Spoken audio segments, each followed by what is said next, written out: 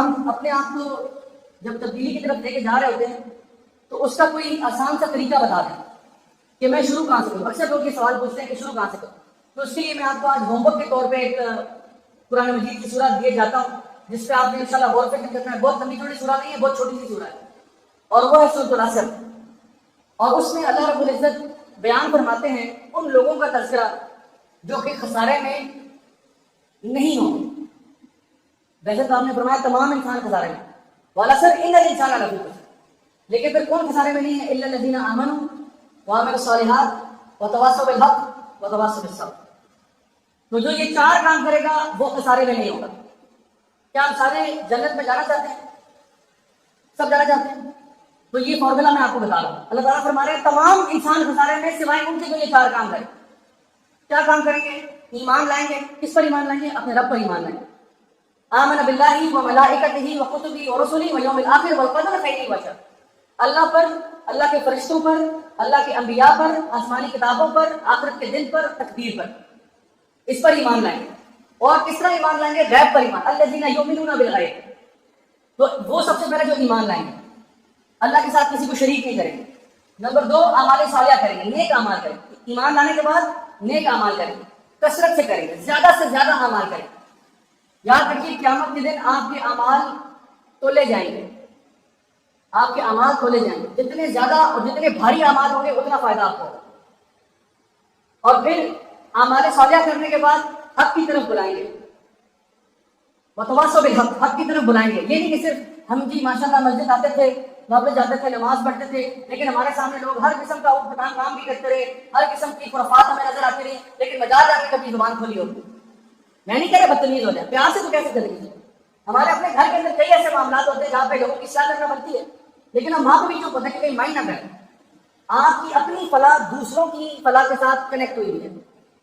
جب تک آپ حق کی بات نہیں کریں گے آپ خود بھی کامیاب نہیں ہو سکتے. یہ میں نہیں کہہ رہا, یہ اللہ رب العزت کہہ رہے ہیں.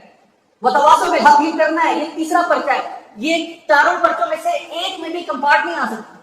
آپ کہتے ہیں جی الا الذین آمنوا, ماشاءاللہ میں بالکل ایمان لاتا ہوں. وعملوا الصالحات, جی بالکل اعمال صالحہ بھی کرتا ہوں, نماز پڑھتا ہوں, رمضان میں روزے رکھتا ہوں, حج بھی کر چکا ہوں, ماشاءاللہ عمرہ بھی کر چکا ہوں, صدقہ خیرات بھی کرتا ہوں, الحمدللہ الحمدللہ, لیکن تواصی بالحق نہیں کرتا, حق کی طرف میں نہیں بلاتا. وہ یار ہر کسی کا پرسنل معاملہ ہوتا ہے, بس پھر گئے. اگر پرسنل کرنا پھر گیا تو ضرور آپ نے اصلاح کرنی ہے, لیکن میں نے وہی کہا پیار سے, محبت سے. جیسے خود اپنی اصلاح چاہتے ہیں, بھائی ہم میں سے کون پرفیکٹ ہے؟ پرفیکٹ تو کوئی بھی نہیں. تو جس طرح میں چاہتا ہوں میری اصلاح ہو, اسی طرح میں دوسروں کے لیے کروں گا, پیار سے, محبت سے.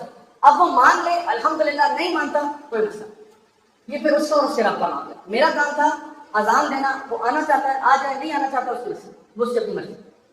تو وتواصوا بالحق وتواصوا بالصبر, اور صبر کی بھی تلقین کرنا, صبر کے لیے بھی جانا, کیونکہ اس راستے میں صبر کے بغیر آپ کام نہیں کر سکتے. آخر میں آپ کو صرف ایک حدیث سنا کے بات کو سمیٹتا ہوں. نبی کریم صلی اللہ علیہ وسلم کی بڑی پیاری حدیث ہے. آپ نے فرمایا میری امت کا ہر شخص جنت میں جائے گا. بالکل صحیح حدیث ہے. نبی کریم صلی اللہ علیہ وسلم نے ارشاد فرمایا میری امت کا ہر شخص جنت میں جائے گا سوائے اس کے جو نہیں جانا چاہتا. بڑی حیران کن بات ہے. ہم سب جنت میں جانا چاہتے ہیں, پکی بات ہے. نبی فرما رہے ہیں میری امت کا ہر شخص جنت میں جائے گا سوائے اس کے جو نہیں جانا چاہتا. صحابہ بڑے حیران. صحابہ نے فرمایا یا رسول اللہ, وہ کون بدبخت ہوگا جو جنت میں نہیں جانا چاہتا؟ وہ کون پاگل ہے جو جنت میں نہیں جانا چاہتا؟ آپ نے فرمایا من اطاعنی دخل الجنہ, جو میرے راستے پر چلے گا وہ جنت میں جائے گا, جو میرے راستے میں نہیں چلے گا وہ جنت میں جانے کا موڈ ہی نہیں ہے اس کا.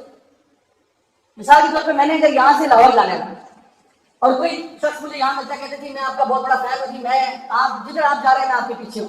میں گاڑی میں بیٹھا, میں نے اپنا منہ کیا موٹر وے کی طرف اور یہاں سے روانہ ہوا, اس نے بھی گاڑی لگا دی میرے پیچھے. تو اگر 4 گھنٹے بعد میں لاہور پہنچاؤں گا تو یہ کہاں پہنچے گا؟ میرے کے پیچھے آ رہے تو لاہور ہی پہنچے گا. چلو 4 گھنٹے بعد نہ پہنچے, 6 گھنٹے بعد پہنچ جائے گا, شاید میرا میں اسٹاپ زیادہ کر لیا ہوگا ایسے, لیکن پہنچنا اس سے بھی لاہور ہے. اگر گاڑی میرے پیچھے آ رہی ہے موٹر وے پہ چڑھ کے تو پہنچنا ہی نہیں لاہور ہے. لیکن اگر میرا منہ لاہور کی طرف ہوا ہے اور یہ مجھے کہتا ہے میں آپ کا بہت بڑا فین ہوں, لیکن اس نے اپنا منہ مری کی طرف کر دیا, اب 4 گھنٹے بعد میں تو پہنچ گیا لاہور, یہ کام پہنچا, یہ تو کوئی پہاڑوں میں گھما ہوگا. تو اس کا مطلب ہے اس کا پیچھے میرے آنے کا موڈ ہی نہیں. تو میں کہہ رہا ہوں نبی کریم صلی اللہ علیہ وسلم کس طرف تھے؟ وہ تھے صراط مستقیم پر, اس راستے پر جو دنیا سے شروع ہوتا ہے اور جنت الفردوس تک جاتا ہے. بلکہ فردوس الاعلیٰ تک جاتا ہے. آپ اگر نبی کے پیچھے اپنی گاڑی لگا دینا تو آپ بھی کہاں پہنچیں گے؟ جنت پہ. ہم یہ نہیں کہہ رہے کہ ہم نبی کریم صلی اللہ علیہ وسلم جیسے ہو جائیں گے, ہم تو ان کے پیر پہ جوتی کی خاک برابر کی نہیں, لیکن میں کہہ رہا ہوں کم از کم اپنا ڈائریکشن تو ادھر کر لو, اپنا گاڑی کا رخ تو ادھر کر لو. اگر آپ ادھر اپنا ارادہ بنا لیتے ہیں تو یقیناً اللہ تعالیٰ آپ کی آسانی کرے گا. حدیث میں آتا ہے جو اللہ کی طرف ایک قدم لے کے آتا ہے اللہ اس کی طرف 10 لے کے آتا ہے, جو اللہ کی طرف چل کے آتا ہے اللہ اس کی طرف دوڑ کے آتا ہے. تو میرے بھائیوں پہلا قدم اللہ نہیں اٹھانا, پہلا قدم ہم نے اٹھانا. ہم نے فیصلہ کرنا ہے کہ بھئی میں نے نبی کے پیچھے چلنا ہے یا نہیں چلنا. اگر میں اپنی زندگی میں تبدیلی چاہتا ہوں, اگر میں جنت کا حصول چاہتا ہوں, اگر میں چاہتا ہوں کہ میرے ملک کے حالات تبدیل ہو جائیں, اگر میں چاہتا ہوں کہ امت کے حالات بہتر ہو جائیں, تو اس کے لیے طریقہ کار وہی ہے جو آج سے 1400 سال پہلے تھا.